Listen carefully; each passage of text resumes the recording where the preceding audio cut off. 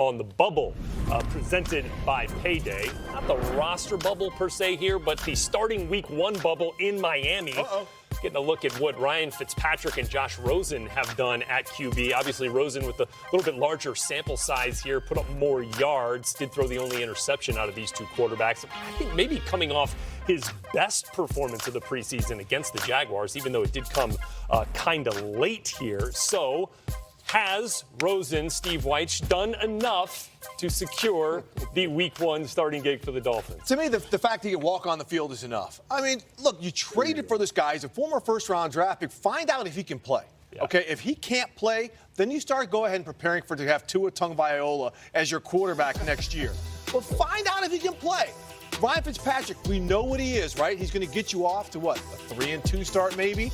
And then you're going to call for Rosen to come into the get him going from the beginning, let him get the chemistry, and again, figure it all out. I'm trying to think of a reason, Willie, to start Fitzpatrick week 1. You got one? Well, if the guy doesn't know what to do, if he doesn't know the play calls, but since he's one of the smartest guys in the room, you know he's going to engulf the playbook and understand the system. So I agree with Steve. You got to put him out there. You got to see what you have.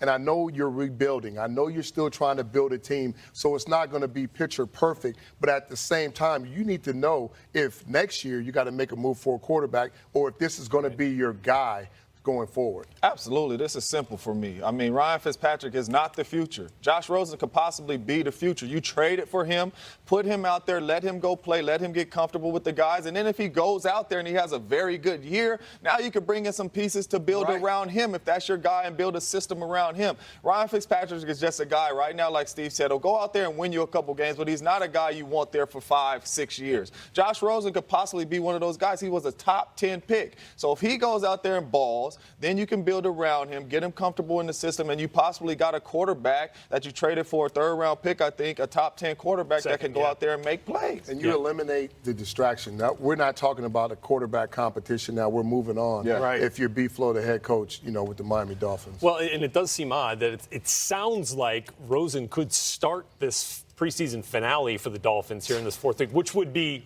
rather unprecedented for a guy who would start week 1. But they haven't named a starter just yet.